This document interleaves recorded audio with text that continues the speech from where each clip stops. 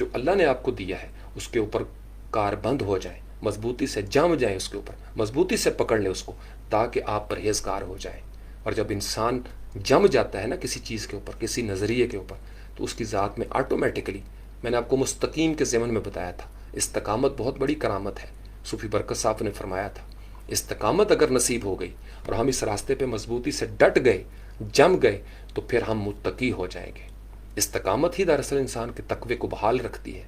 اگر ہم آج کسی اور مزاج میں ہوئے، کل کسی اور مزاج میں ہو گئے، آج ہم نے کچھ اور سوچا، کل ہم نے کچھ اور سوچ لیا، اگر ہم اس طریقے سے مذبذبین بین ذالک تذبذب کا شکار رہیں گے تو پھر ہم متقی نہیں ہو سکتے، چونکہ تقوی کے لیے استقامت شرط اول ہے۔ تقوی اسی وقت حاصل ہوگا جب آپ بار بار ریپیٹیٹو انداز میں ایک ہی عمل کو بار بار دہرائیں گے اور آپ کی سمت درست ہوگی، صراط مستقیم پہ آپ چل رہے ہوں گے، پھر آپ کو